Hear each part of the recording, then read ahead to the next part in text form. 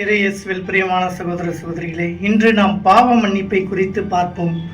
பொதுவாக நாம் பாவம் செய்த பின் நாம் ஏன் ஒரு குருவானவரிடம் செல்ல வேண்டும் என்ற கேள்வி அனைத்து இளைஞர்களிடம் பொதுவாக இருக்கிறது.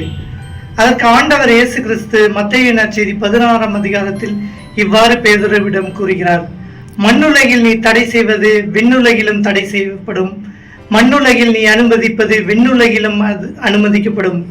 உன் பெயர் பேதுரு, இந்த பாறை மீது என் திரு அவை கட்டுவேன் என்று குருத்துவ அதிகாரத்தை அங்கு கொடுக்கிறார். அதனால் தான் நாம் ஒரு குருவானவரிடம் பாவ சங்கீதம் செய்ய வேண்டும். நாம் பாவ சங்கீதம் செய்யும் போது இறுதியாக ஒரு வார்த்தை சொல்வோம்: இப்போது சொன்ன பாவங்களுக்கும் மறந்து போன சகல பாவங்களுக்கும் மன்னிப்பு தாரும். அதை நமது இளைஞர்கள் பொதுவாக கருதி கொள்வது நம் பாவங்களை மறைத்துவிட்டு அந்த சகல பாவங்களில் மன்னிப்பு தாரும் என்று கூறுவார்கள். அது மிகவும் தவறான செயல். மாறாக நாம் செய்த பாவம் அனைத்தும் நமக்கு ஞாபகம் உண்டு. அதை தெளிவாக நாம் பாவ சங்கீதத்தில் எடுத்துரைத்தால் தான் நம் பாவங்கள் மன்னிக்கப்பட முடியும். பாவ சங்கீதம் செய்வதற்கு முன்பாக நாம் அரை மணி நேரம் நற்கருணை ஆண்டவர் பிரசனத்தில் இருந்தால் நம் பாவங்கள் எல்லாம் நம் கண்முன் வரும்.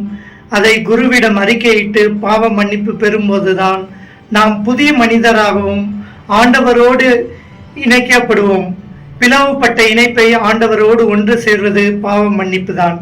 எனவே பாவ மன்னிப்பை அட்வான்டேஜாகவும் நமக்கு பக்கபலமாக எடுத்துக்கொள்ளாது.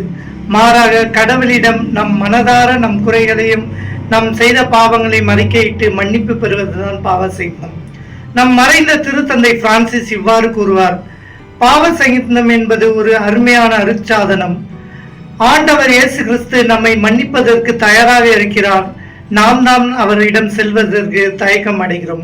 எனவே அந்த தயக்கத்தை விட்டுவிட்டு ஆண்டவர் இயேசு நம்மை மன்னித்து ஏற்றுக்கொள்வார் என்ற விசுவாசத்துடன் வாழ்வோம். பாவ மன்னிப்பை அறிக்கையிடுவோம். நாமும் புனிதத்தில் வளர்வோம். ஆமீன்.